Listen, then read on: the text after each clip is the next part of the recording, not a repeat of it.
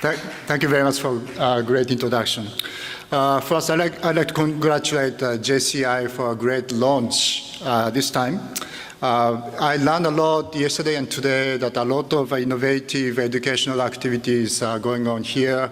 And after the setting up of Research Institute, so a lot of research activities are also following.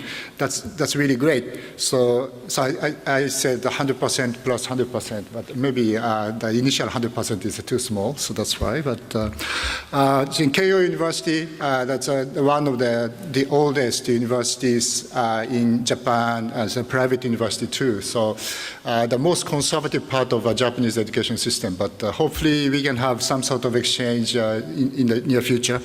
And also ERIA, already coming into the 6th year, we are doing a lot of research activities with researchers, economists in the region. We are running 35 research projects a year, and we are also working as sort of liaison for ministerial and summit activities of ASEAN and East Asia. So certainly we can have a lot of things to collaborate in the future. So Dr. Chalampop talked about the financial side. I'd like to talk about the real economy side. The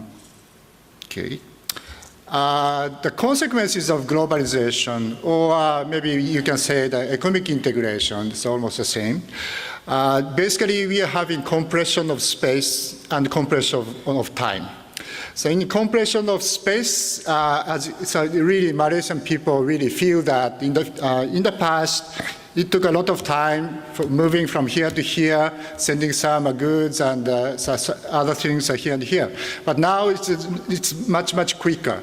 But what's going on is not the kind of really even and sudden compression of space. Some parties are moving very fast, and some parties are moving very slow. So we are observing a really integrated part of our economy, at the same time really a sort of retarded part of the economy. So actually that generates production networks. So why we are splitting out production activities in different places? Because production conditions are different here and here.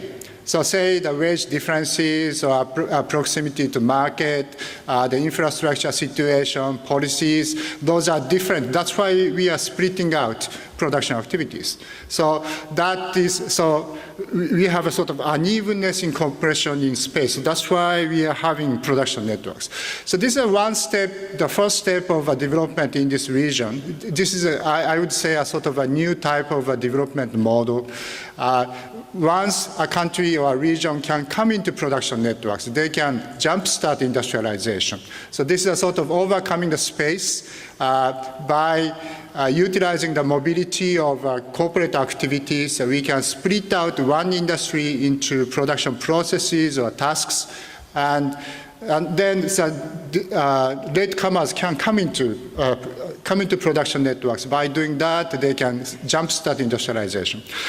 Malaysia is moving a little bit more, actually. So you can see the formation of industrial agglomeration at the same time. We are doing the splitting out of production processes, at the same time the formation of industrial agglomeration.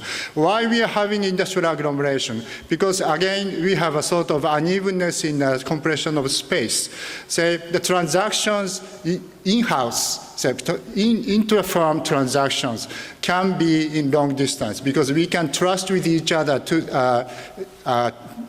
pretty much. But an arm's length transaction or as inter-firm transactions, those kind of transactions hate distance. They really need a sort of proximity in those kind of transactions. Particularly one side is small, medium enterprises, or one side is, say, local firms. Distance is a great barrier. So in order to make intra-firm division of labor, they like to form industrial agglomeration. So we observed that in Malaysia starting from the beginning of the 1990s. And also we have the compression of time. So there are various aspects of compression of time, but one important aspect is that we observe very fast transformation of the economy and society. So sometimes the people's thinking cannot really catch up with the speed of the transformation. The policies are the last part of catching up, actually. So we can see that we have to move very quickly, and then so we have another unevenness here. So this is a very important aspect of globalization. So the second unbundling done by Richard Baldwin of Geneva. The first unbundling, this is just a production and consumption division across national border. So this is a sort of old style of division of labor. So when I teach international trade course, I talked about so-called comparative advantage and other things, basically talking about industry by industry division of labor. So in between, we are having very relatively slow but low monetary transportation between one country and another. So then here, so in the first unbundling world, we just say that so this country is high-tech, this country is low-tech, this country has a lot of capital, human capital, this country has cheap labor. So this country is good for this industry, this country is good for this industry. So this is a sort of old thought, actually. What we are doing is the second unbundling. This started in the 1980s. Here, so we have the division of labor in terms of production processes or tasks. One industry is splitting out to tasks and also the production processes. So by doing this, we utilize differences in locations much more in a kind of subtle manner. So that generates a lot of improvement in productivity and creative business activities. But in order to do this, we have to have a very good connectivity between countries. So in the past, basically trade is done for final products and raw materials. So we can move those kind of things relatively slowly. But now we are moving parts and components. We are moving a lot of ideas, technology, and the technicians. So the connectivity must be much more tight, not just monetary transportation costs, but also time cost and also the reliability of logistics links. Those are extremely important. By doing this, we can step into the world of the second unbundling. So differences in location, those are extremely important. So that's why East Asia is a sort of champion of doing this in manufacturing sector, particularly the machinery industries. The machinery industries are sort of champions, forerunners of doing this because they have many parts and components. They are really accustomed to doing this kind of division of labor. But other industries are also coming in too. So the textiles and garments or some services industries, traditionally they are doing just the first unbundling. But they are coming into the second unbundling. They're doing the just-in-time and the compression of inventory stock. Then actually the Uniqlo or H&M or Zara are actually doing that kind of operation. So they're coming into a sort of second unbundling type operation. Sorry, this is too small, but I cannot resist showing this diagram because it's very interesting. So for each country, we are just calculating the ratio of machinery out of total exports and imports. The red bars are export side, the blue bars are import side, and the striped portion, the parts and components. I can just show you, this is for the 1995. Malaysia was already a champion of doing this. You can see on the left side. Then on the left-hand side, doing the second unbundling, and the right-hand side still working in the first unbundling world. So this is 1995. Then you can see on the arrows above, the blue arrows are actually East Asian countries, and the orange bars are Central and Eastern Europe. This is 1995. You can see 2010 is like this. 1995, 2010. 1995, 2010. You can see many countries are catching up for this kind of operations. So Malaysia was there already in the 2010, 1995, but many countries are really catching up and doing this, particularly East Asian countries. So Thailand and China are actually catching up with this kind of business model. So why Malaysia is still hanging around there? Because Malaysia generates the industrial agglomeration. Once you have industrial agglomeration, then actually even if you have a sort of wage hikes, still firms cannot move quickly. So they are hanging around in Malaysia. So initially, this kind of type of international division of labor was relatively simplistic. Just like at the left-hand side, this is a typical operation in a so-called maquila operation between the US and Mexico.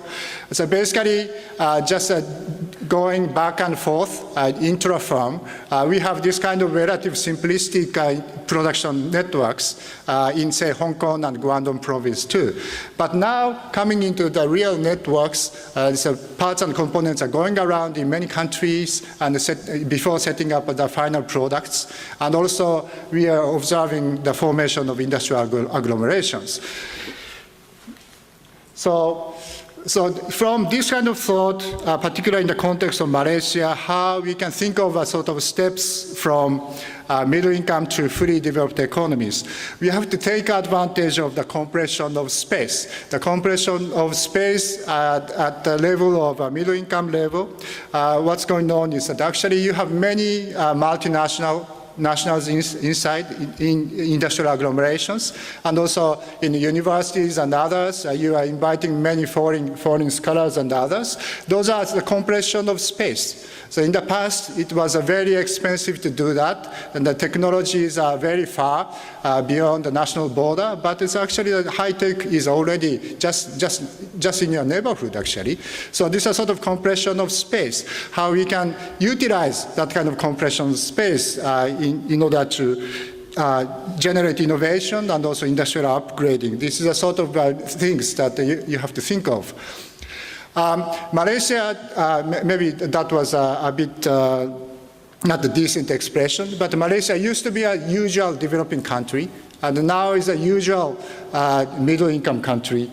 Not like China. China is a sort of a crazy place in a sense that they have a lot of entrepreneurship and other things. So multinationals are very cautious in putting technologies over there because that was very easy to be imitated. But that doesn't happen in Malaysia very much, actually. This is one is a sort of, say, the legal arrangement for intellectual property rights and other things. But the more important thing is human capital. So the issues are the middle-income countries like Malaysia, and how we can step up the middle income to fully developed economies. This is a real new experiment that we have to think of how to do that. But the one is that the interactions with multinationals inside the industrial agglomerations. You have to push more for this, I think. This is one thing. And also people are talking about supply of human resources. This is very important. And also there's some various kinds of supporting research infrastructure and others, so universities, research institutes and others, those are also important. Multinationals are not really automatically upgrading their activities here. You have to have some sort of environment that so they like to put more advanced activities in Malaysia. Otherwise, you cannot really upgrade here. Another thing is not really talked much this time is that the learning from exporting or investing abroad. Many Malaysian firms are now multinationalized. We observe a very active foreign direct investment abroad. This is very important. So far, a large portion is the services sector, but some part is the manufacturing sector following the production networks with other multinationals. I think becoming multinationals is very important. So if we see the development of small medium enterprises in Japan, they really globalize their activities. By doing that, they really generate innovation and enhance productivity. So we can see a lot of learning from becoming multinationals. So we really have to activate this portion too. So this is linking to the economic integration context too. So why should we should do in ASEAN Economic Community or RCEP or TPP. One important context is to establish a new international economic order for the second unbundling. So liberalization is important. In the past, in the first unbundling world, tariffs were very important. We have had to remove tariffs. By doing that, we can reduce the monetary transportation cost. Okay? But in the second unbundling world, that is not enough. So we have to think of we really have to take care of non-tariff barriers, and also services and investment liberalization. Those are coming in too, because the services are supporting the production networks in manufacturing sector, and also some services sector is doing the second unbundling too. So we really have to step into services and the investment liberalization.